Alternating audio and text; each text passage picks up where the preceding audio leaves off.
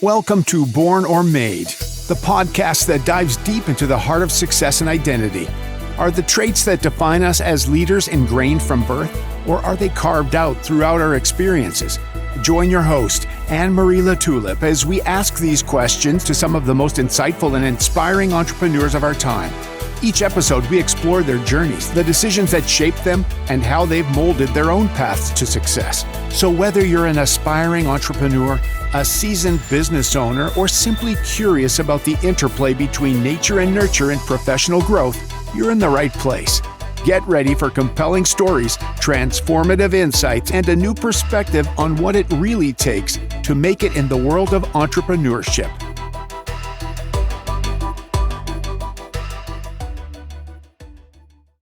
Welcome back to the Born or Made podcast. I'm your host, Anne-Marie LaTulip, and with me today, I have someone with an amazing story, Lena Cebula. I am so happy to have her here. I have her bio. I'm going to include it in the show notes, but I really want to just hand it over to her so she can introduce herself and tell us about her amazing journey. So, Lena, welcome. Thank you so much for having me. Oh, you're welcome. I'm thrilled to have you here. You have an amazing story of survival, and I know a little bit about what you've been through, but for anyone that's listening that doesn't know, can you start at the beginning and kind of take us through how you ended up where you're at now from where you started? Absolutely. First of all, I would have never imagined that after 20 years of silence, I would be standing on stage in front of hundreds of people and that my story gonna be broadcasted all over social media.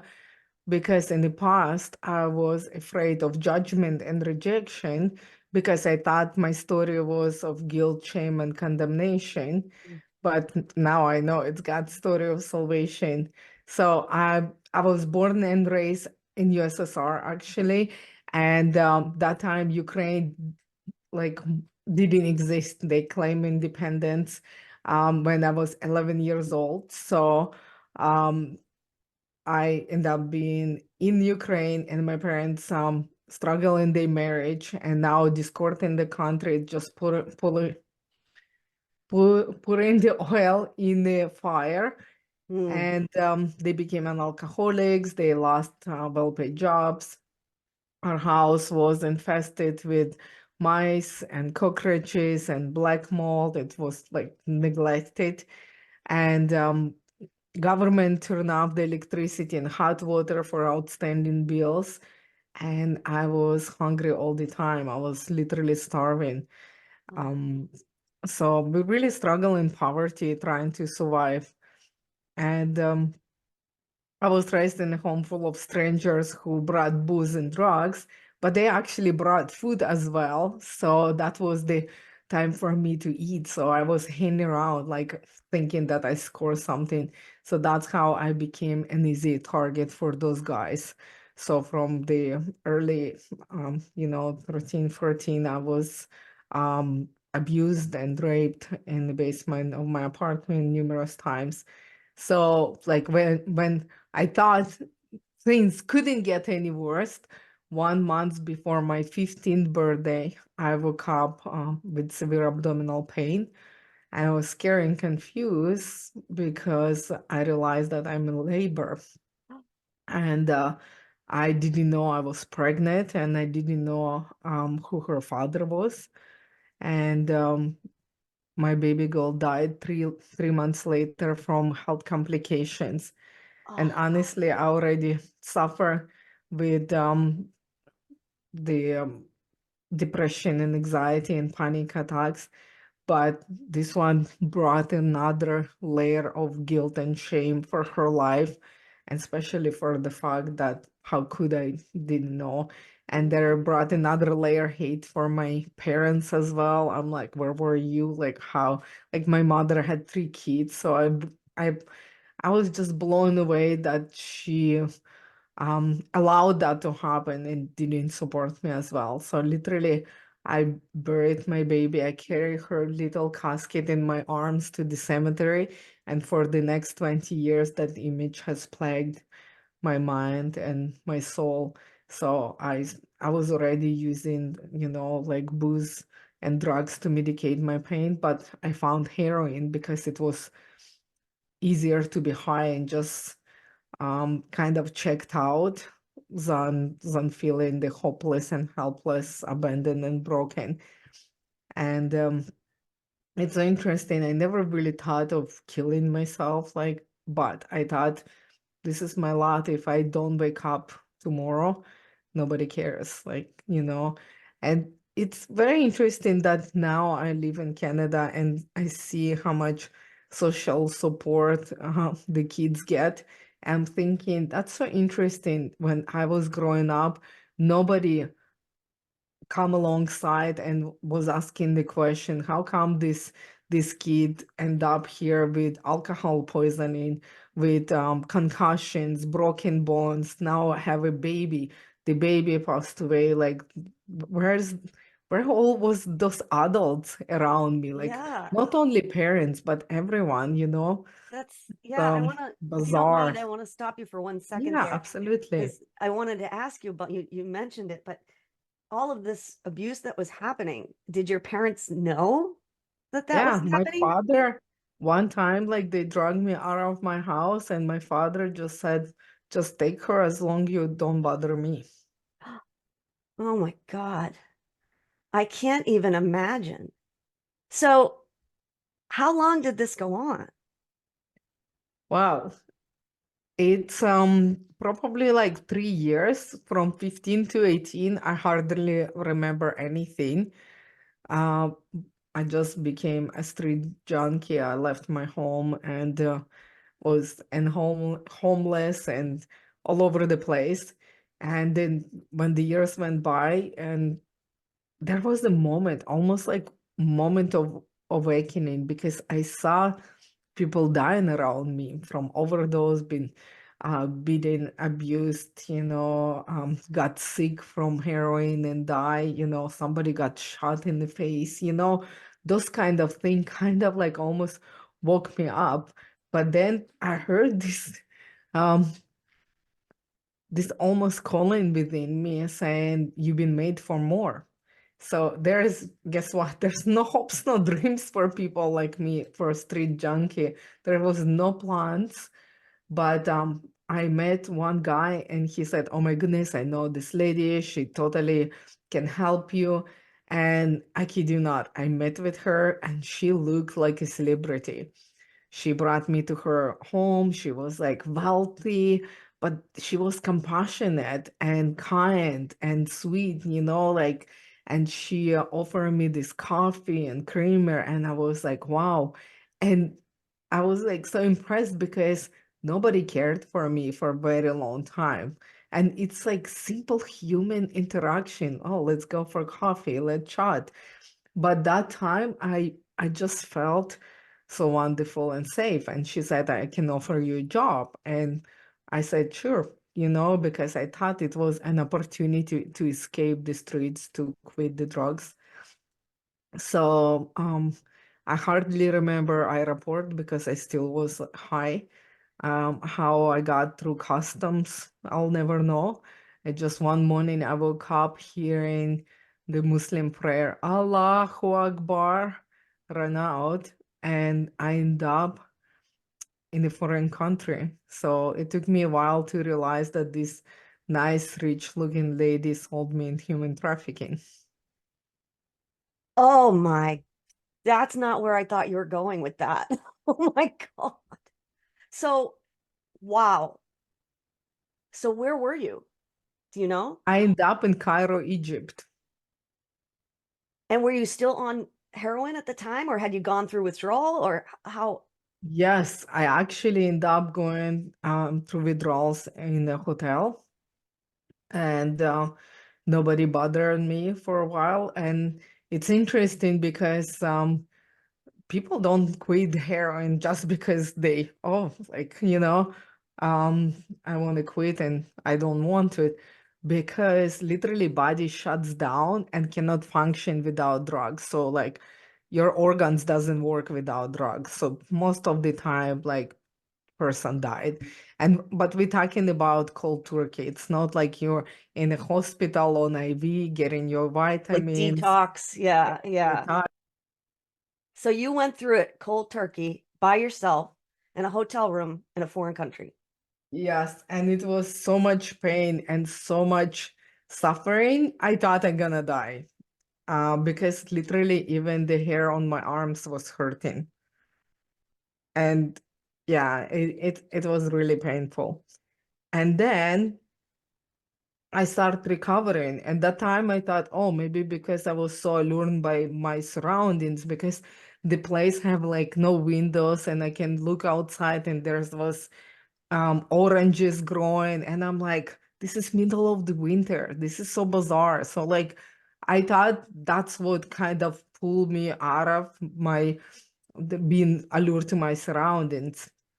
Anyway, I got better and end up we were traveling, I think 5 girls with 2 guides.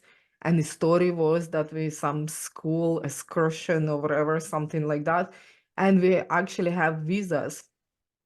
So interesting though that they took us to try this Middle Eastern food. They took us to the restaurant. They took us to this beautiful city that all the building painted white. There's on a red sea. I saw this sunset. I'm clean from drugs, and I'm thinking, oh my goodness, something so good happening to me, because I thought I'm gonna be dead million times over.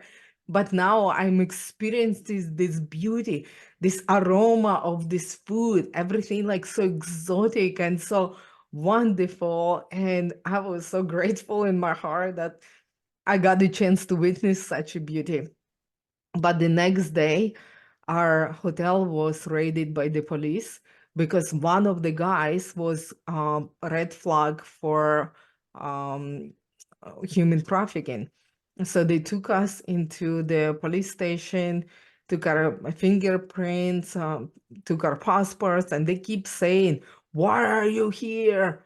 Implying that we were trafficked. But we had a story and we stuck to the story, and we have the visas for another week, so they couldn't detain us. So they arrest that guy, but they let us go. So the another guy took us to another mysterious destination, and we drove for hours through the sand dunes until we end up in the middle of the desert in this like Bedouin tent with 2 scary Middle Eastern men who were armed and who didn't treat us well.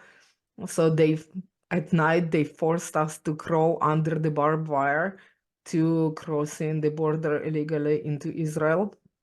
And that's where they sold us in different brothels in Israel. Wow. Holy, that is a lot. Okay. So during this time before you got raided, were you being forced to have sex at that time?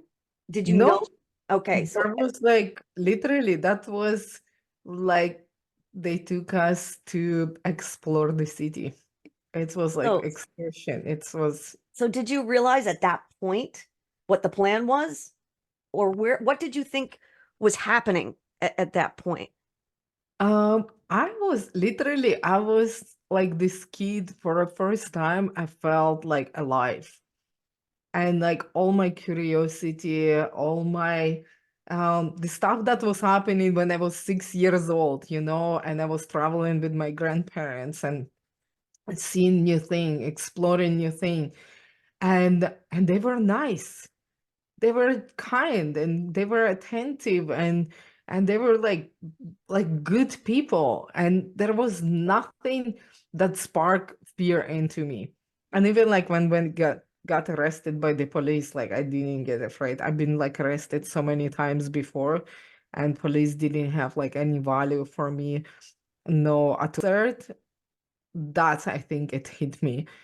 I think like because all the situation, because that nice guy left, so now with 2 scary dudes with guns who pushing us, forcing us to like crawl. Girls, yeah. Yeah. Um, Um, so what happened once you crossed into Israel? so that's exactly how you sometimes like see in movie that red room on the couch. They come, they chose like different people, like just like on the market, and I end up being bought by family business. And I find out it's very important what place you end up in, because the girls who came with me got missing, died, and never seen again. But in the place that I end up with, like nobody could rape me, beat me. They pay me even some of the money as well. And I was clean from drugs. I had the bodyguard. So for me, I thought, oh my gosh, it was a great, but it was very short-lived because I went on drugs again. Because no matter how there's so much trauma, no way you can just stay clean and think that it's okay. So again, the drugs helped me cope with everything that was going on. So while you were with that, it was a family-owned business, so you're staying with a family? Yeah. No, the family owned the place. Okay, so were you It being, was a brothel. oh, it There was a was, brothel, so people yeah, were paying money to be with you at yes. that point. Okay. Okay. Okay. So how long was that going on before you turned to drugs again? And then what happened after you started using drugs again? No, pretty fast. And I think it's I don't think like they really argue against that, because nobody really prohibited me to use drugs or whatever. But what interesting though, that I knew that I need to do something with my brain, because it kept, you know, saying to me stuff, and I have to like fight through that. I think drugs just helped me to be numb, Yeah. not to think. And the coolest part, though, and the most interesting, that one of my bodyguards was Christian, so he shared the gospel with me. So he was talking about God with me, and it was so interesting because nobody stopped him. So I was like, wow, that's pretty cool, because the way he talked about God, like I never heard anyone to have relationship with Christ, or any thriving relationship. I knew about religion because back home we all been baptized Orthodox when we're 7 years old or 7 days old or whatever. So and I was born in USSR in time of the communism, so there was no God. So it was very interesting because he had that joy. And it's so weird because I never saw men in my life had joy. Men in my life was angry, alcoholic, drug addict, abusive, never treat me right. But it was interesting because not only treat me with respect, which is like I was like prostitute, drug addict, alcoholic, but he actually treat me like with respect, and that's what attracted me to hear what he have to say. And then when my grandfather had a heart attack, he actually took me to Jerusalem to pray at the Wailing Wall and ask God to save my grandpa's life. And closer we come to the Wailing Wall, I knew that people like me don't deserve mercy, but God answer my prayer and save my grandfather. And that's what triggered me to actually change my life. And I want to leave. And honestly, guys, you will never leave this kind of situation alive unless you have been rescued. Another, again, by the grace of God, I pay off all my debts to them 1,000,000 times over. So they allowed me to go home. And I thought I gonna start a new life because I saved up little bit of money, but my trustworthy aunt stole and spent all my money, and my other bodyguard, who was like a brother to me, stole all my possession that I accumulate for those almost 2 years. So I end up again with nothing, so betrayed by two people who I really trust, and the trust does not come easy for me. And I was devastating. Like I felt like, I think for the first time, I really felt like that broken-hearted betrayal. Although I had that with my parents too, but this one almost like I tried to heal that heart and it was broken again, and it was terrible. So I did what I do all the time. I just went on drugs again. But this time I became a right hand of the number one drug dealer in my city. So I would have unlimited amount drugs, power, like influence, money, all that stuff.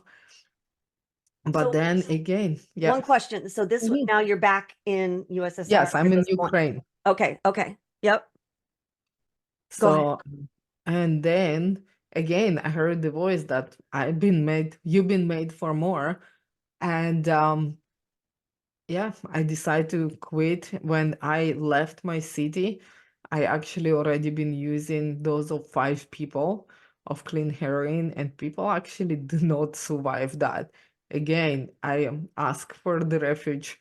Some of my friends, actually, they were drug addict before, but then they give their life to Christ. So I went to Christian people, and they helped me to recover. And I try to have normal life again. Normal now, so different from what normal was that time. Yeah. I just want to try to keep away from drugs, and I try to work. And it was discord in my country. There was tough times for everyone. So this time, like, I didn't know what to do. So I went and I sold myself into sex trade again, because my body was the commodity that would take me out of the country. But this time they brought me to Canada, and allowed me to actually to go to school to learn English as a second language so I could communicate. And they actually started the process for me, so I would not get deported like with the government. And it's so interesting. Where like this school, I was going with people who is like immigrants or like refugees. But the interesting part, so I was like over 20 years old. For the first time, I heard about human rights, and I was like, "What's human rights?" So I learned that I have rights, and I've learned that in this country, if I turn to the authorities, they will protect me. So I just run away, and I live in shelter, and I learn English from level 0. And then I went to cosmetology credit government school. I finished the school with very high marks, maybe like around 80, 96%. I passed my license exam from first time, and I've been hairstylist for 16 years. And then for 2 years, I owned the hair salon. But then I heard God saying to me, this is not the work you should be doing. So I closed my business, published my book. Now I'm speaking. And just recently, I finished Christian Leadership Life Coaching. So I'm working with women. And yes, that's my Wow. story in the nutshell. And honestly, and God using everything that happened to me to build me into like super intuitive coach, not judgmental, hit me with anything, and I know like how to help you with his grace and power, but with the experience and the skills that I accumulate over the lifetime, but with some he gave me like, and I've been born like that. So that's what Wow. he's in for to change in other people's life, because he changed mine. Wow. That is such an amazing story. So did you ever have any professional therapy or any counseling or anything like to deal with what you went through? Or is it purely through Christ that you were able to rise above? Well, what happened is first I thought if I would get um good men to love me, clean home, and be a completely opposite of what I was before, then I would have and peace and worth and value and path, and know like what I'm doing, and healing. So I'm really grateful that I gave my life to Christ when I was 31. But I got everything that I ever wanted, assuming that all my PTSD gonna be gone if I create the environment completely different from before. And guess what? I live more in hell being without drugs, try to learn to cope with my postpartum depression on my own without the people and support, and doctor didn't diagnose me, being newcomer as well. So it was so much hell. And then when I give my life to Christ, he did give me peace and worth and value. But guess what? You still have to go to professionals and address those issues, because God can help you. Like in some of these things, like for example, I don't have nightmares anymore. I don't have anxiety anymore. But it took me almost like over like 15 years to actually address them. And what God said, like, oh, you need to start seeking. And I didn't know what to do. So I started researching. Oh, so I think I have PTSD. What is the PTSD? Because at that time, 15, 20 years ago, we didn't talk about mental health the way we're talking about today. We Yeah. didn't talk about trauma. We didn't talk about um, human trafficking as openly like on social media, but it still was there. I was trafficked 20 years ago, so it was there. And more I actually learned so many amazing organizations do this job like like under the radar. It's been there, it's put in place. Like I'm so blessed to actually see that something been done, and about that, and about mental health too. So I try everything. I was going to therapies and counseling, then marriage counseling with my husband, then coaching, the health coaching. So I tried everything because I was in the path of figuring out why I behave like that, why it's impacting me negatively, my family, and I try to be better for them. And then in the process, I realized you need to partner up with the professionals. No matter how, they will guide you and stand by you and allowed you to explore this in a safe environment, but they give you a tool and strategies as well to actually implement, and even like to create the awareness. Awareness, it's a huge one to identify the triggers. It's been such an amazing process. And even now, I got to the level and I saying to God, okay, I need more. I need more. Like I need more healing, because something like I feel stuck, and the coaching and the not the coaching, the counseling and therapy wasn't working and giving me what I need. So he brought me this amazing person who is like, that's the gift. Like I'm listening to God, but I'm still taking the action. And I do believe that's how it works. We need to partner up. We cannot sit and just dream about be healthy. We have to take the action. So this woman, she's a psychotherapist slash nutritionist, and God called her to create a program for the survivors of human trafficking. And she goes to God, I don't even know anyone. God, okay. 3 months before she met me, then we went to, I was selling my book at this amazing Christian women conference, and I was right across her, and she bought the book, she read the cover, and she was like just so overwhelmed. She's like, Lena, would you be open to partner up with me, create this pilot program?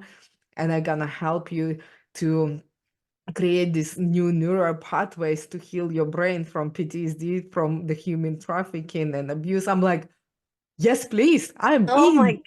So, and it was so amazing because like I was praying like for that, and it was such an amazing tool. So it's been four months we into, and I see the way that I'm the most stable I've ever been in my life. And I'm not telling you that before I was like so explosive, but I know my triggers. I'm so aware, and that's why I'm like such a perfect candidate for her, because I can already explain what's going on with me, but like I couldn't move forward without that another part to explain. So now when something happens, I call her and she breaks that down. She's like, yes, it's the PTSD, whiplash, and all this stuff. And that's how you talk to your family, and that's what you have to do. And I go to my family. I'm 20 years with my husband. I say, when this happening, that's how my body react. And he's like, what? And I'm like, yeah. So isn't that interesting? Because Yeah. I see that pattern. It's very rare, but it's still happening. And when it's happening, it's like that. And it was so interesting to see that God does not give up on me and still like healing me and all this um element. So that's what I'm saying to you guys. Like you can 100% you can overcome lots of stuff with God, but when He tell you move and go and find a person, or something resonates with you when somebody's speaking about mental health, or they offering something, you like, I want that, and you try. And that's what happened. I try Christian people, not Christian people, like lots of different diplomas, or just people starting out just to see what is this I need. So I hope like it's long answer to the question, No, but yes, I tried everything, and some of them work, some of them like was really good check, I didn't work, but now I know. So right. that's what there is. That's just amazing that God was able to connect the two of you to do that work. That's So pretty amazing. cool. So I want to ask you, you mentioned that you talk to your parents. So I was going to ask you, what is your relationship like now with your parents? Well, actually, when I give my life to Christ, and I wasn't a baby Christian. I already had maybe 5 years like I was with Christ, where He loved me, healed me, and forgiven me. So I already kind of like was stable in that relationship when He called me to write a book about my life. And it's called Miraculous, My Journey from Hell to Heaven. And when I I was afraid to go there by myself because there's like pain, but it was interesting because I went there with God, there was no pain. All I did, like every time I cried, I was crying with overwhelm of God's faithfulness. I was like, I cannot believe it, you loved me there.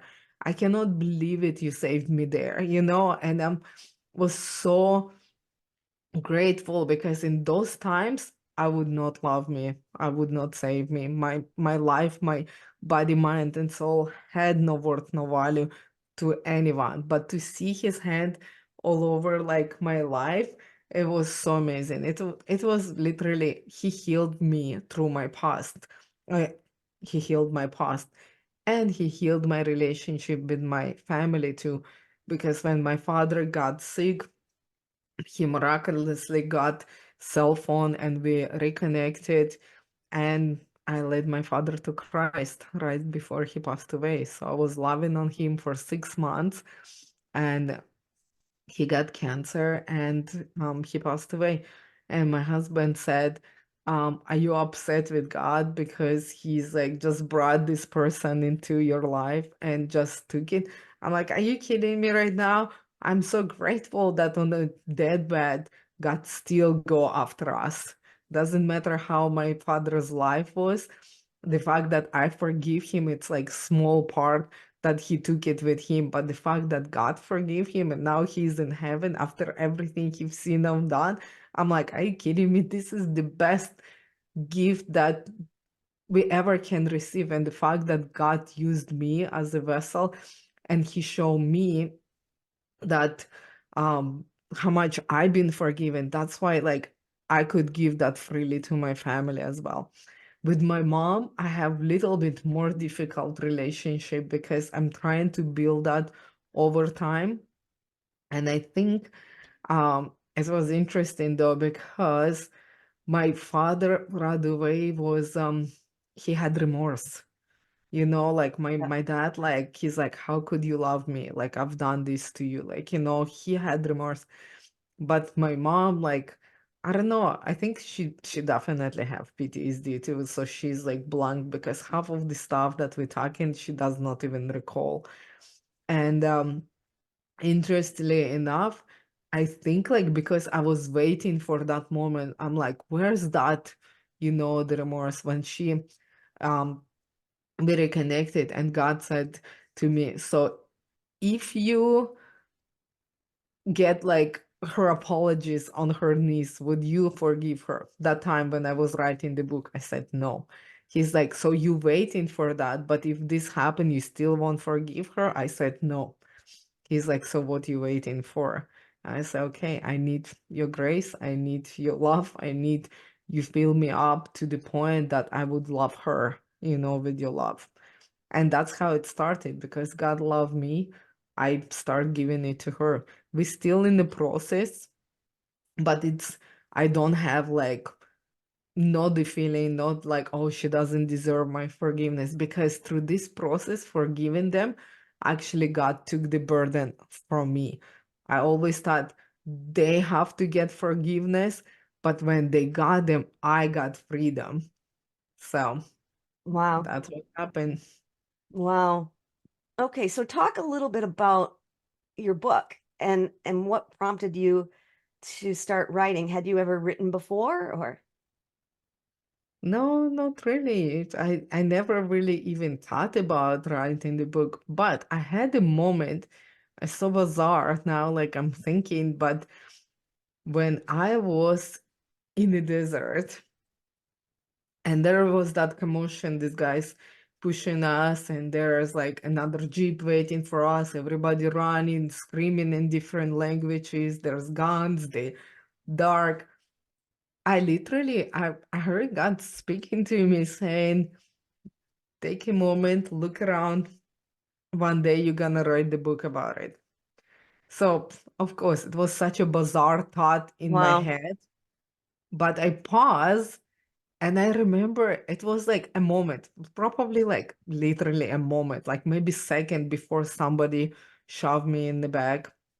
But I have this moment when I look up and the stars in the desert are like so huge, like literally like you can touch them. It was such a surreal moment that I thought, wow, this is so beautiful. Like, in this moment. And then everything again start with the noise and stuff. And then in 2015, I went to Christian women retreat with our church. And there was one speaker, and I loved her presentation. So I come up and I said to her, I really love the way you sharing the stories. And I share a little bit about myself. Actually, I told her the story about my twins. That's totally God's story. And it was so interesting. She said, oh my goodness, Lena, you should travel with me and share the stories because you are a storyteller. I'm like, no, I have 3 kids. I have to stay home, all that stuff. So then she goes like, hmm, maybe you should write the book then about. I'm like, okay, maybe I will. Then I go talk to my friend, and my friend goes to me, I said to her, I just talked to this lady. She thinks I should write the book. She's like, you should write the book. Then my another friend say, you should write the book. I'm like, okay, this is bizarre. Why everybody talking about the book? And then we have worship and all this stuff. And I feel like God saying to me, I think you should write the book. Not I think, but Yeah. you should write the book. So when I came home, I said, okay, God, I think you want me to write the book. What I gonna write about? And literally there was whole my life, like literally in my imagination was like break up by chapters. And so I took my phone. I was like in my bed. I turned off the light. I have my phone on bedside. I opened my eyes. I took the phone. I write one topic, put it down. I write another topic. So in 5 minutes, I have 20 chapters. I said, okay, God, I think I'm writing the book. And then I actually have a vision of the book. I will show you guys. It's master color and it's picture of jewelry on it. and it's master color, of course, because of fate. But this one, God saying, "You're my treasure and you're precious to me." That's pretty cool metaphor. But I saw the book and I saw this banner behind me with my face on it. And I realized that God wanted me to go public with my story. And I freaked out and I was crying for 3 days. I'm like, why do you make me do this? I'm a mama of 3 kids. I'm a business owner. They like the persona that I created. People respect me. Why? And all I heard, just trust me. And literally, I wrote this book just to be obedient to God. I didn't want to write. I didn't want to tell people who I really was. But I had no deadline. I didn't have publisher or anything. So it was like my therapy with God, and He healed me through this book, through writing that manuscript.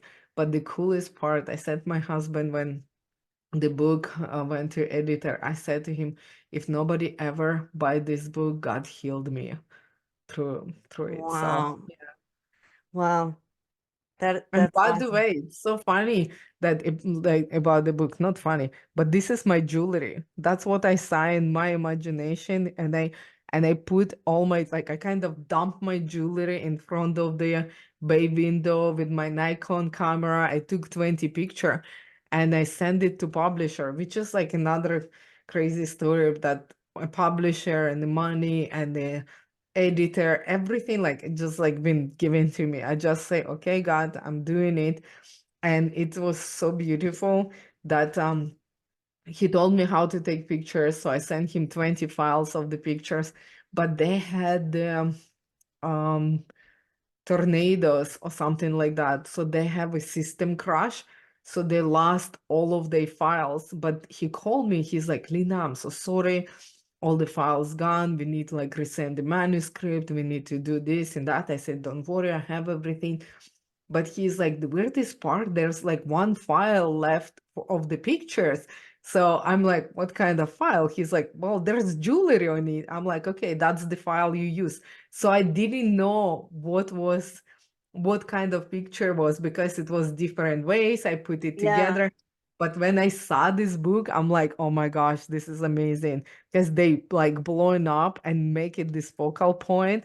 I Yeah. couldn't even do it better. Like I was so blown away because this is all my jewelry. This is my friend gave it to me for my wedding. So he said, now your family have heirlooms because I don't have anything from my mom. He said, this is, you can give it to your daughters.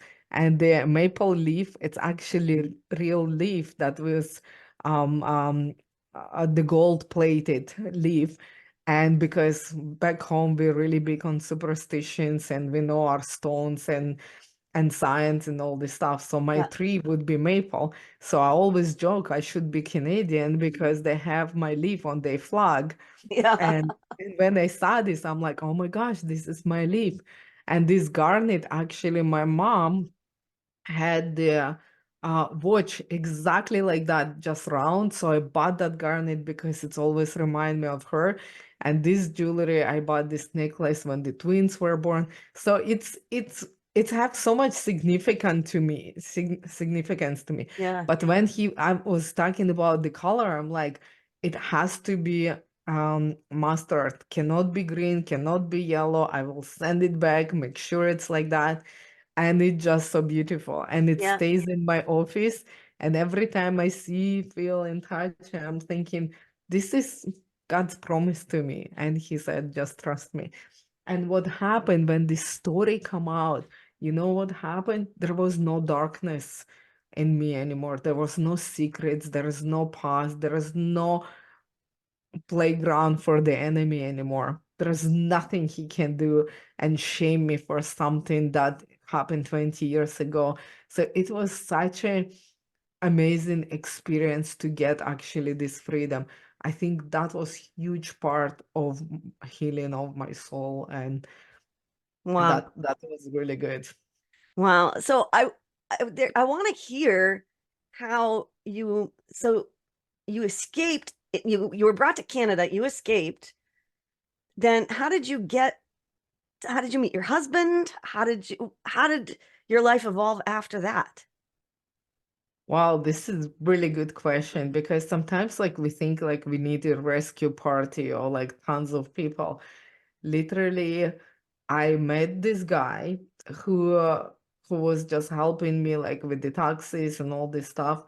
And then this guy become like huge part of my life because he was like one person who actually was saying, "Oh, I see light in you.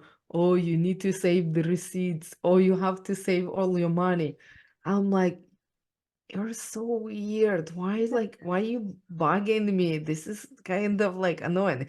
It was so interesting because like he was like older gentleman and he's Chinese, although I'm not discriminate. It just like he was glued to me, like, and he tried to help.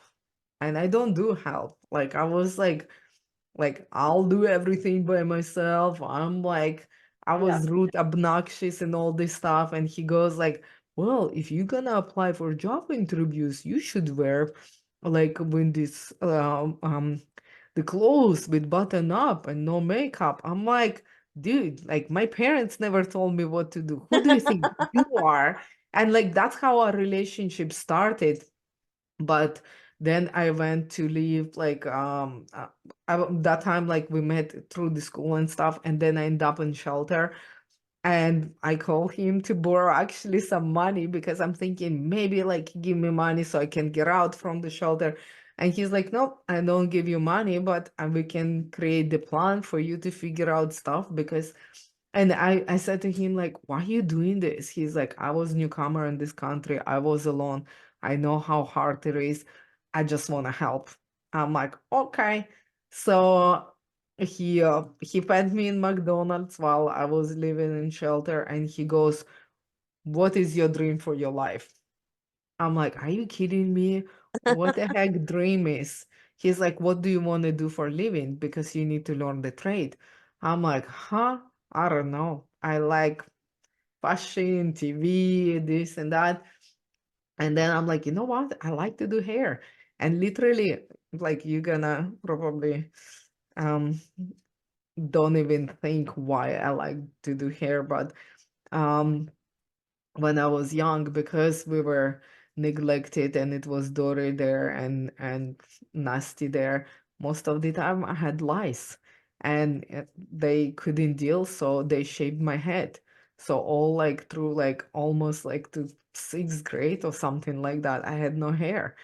And then when the hair, like it was so embarrassing because everybody knows that I have lice. That's why I cannot have hair, and I'm still have to go to school and all this stuff. That's why I become a bully because I rather beat somebody up that they would be thinking Hmm. that I'm doing nasty thing that I was at that time, not me, but Yeah. the the persona. And then later on, my mother would put the gasoline on my head. It would scorch the top layer of my skull, but it's you can keep the hair because it would kill lice and the bugs and all that stuff.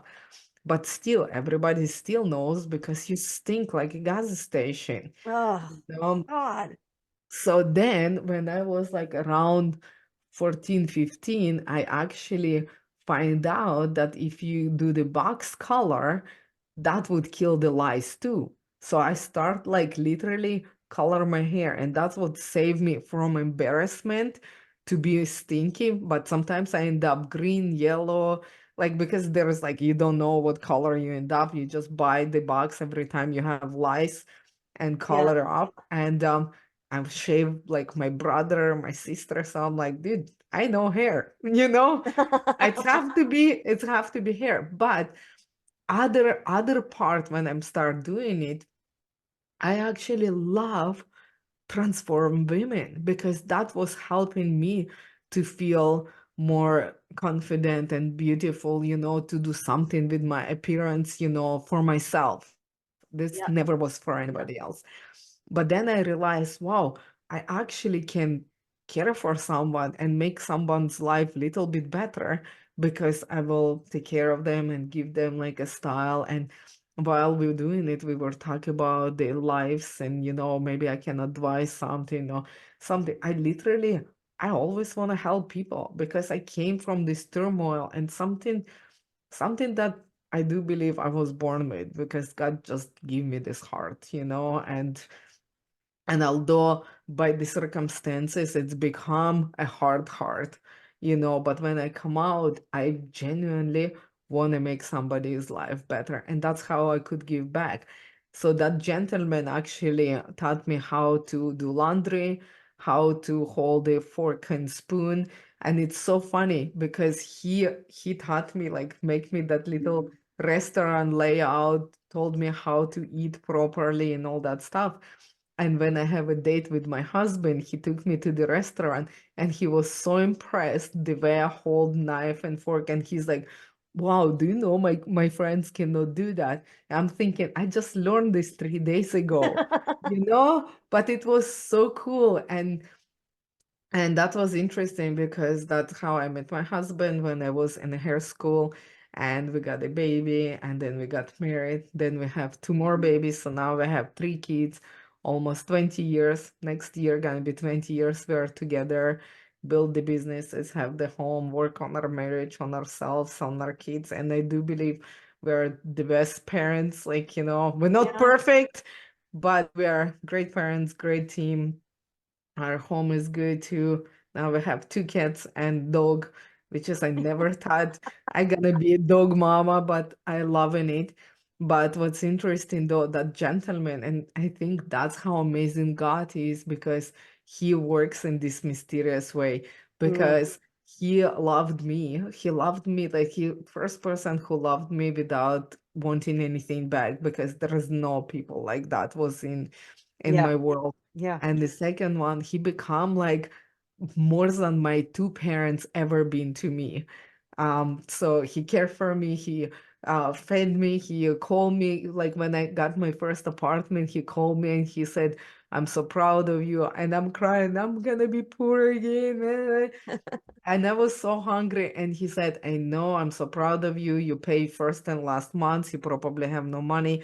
So I'm coming over. I'm gonna bring you sub sandwich and give you a couple tokens for the bus. I'll take care of you. And I'm like, thank you. But this gentleman was like, when my kids were born, he is all in all of our holidays. He gave me away as my father for Oh, my wedding.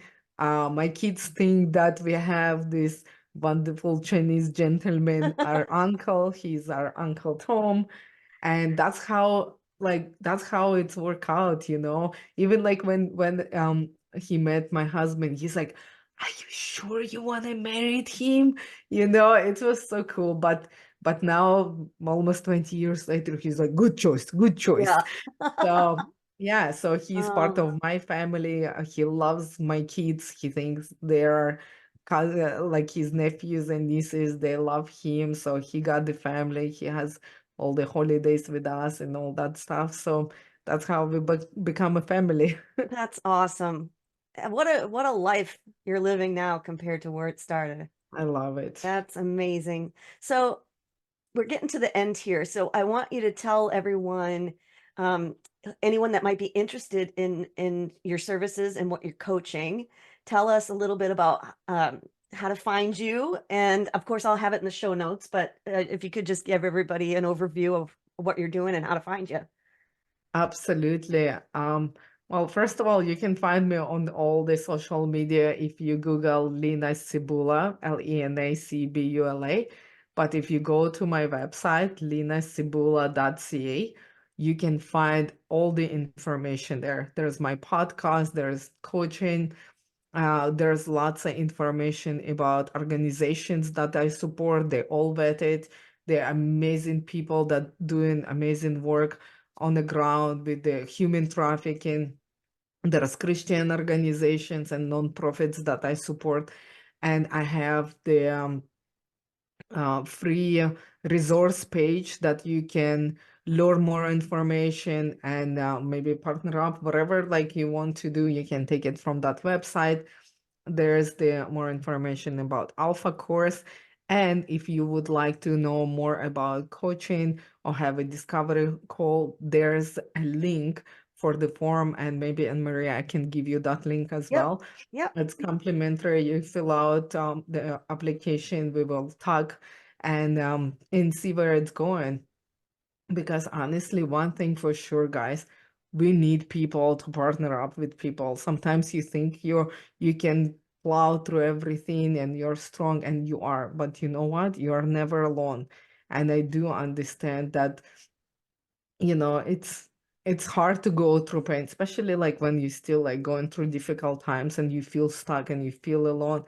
Just partner up with another woman. I love to support women, and if you one of these people who needs help, please reach out.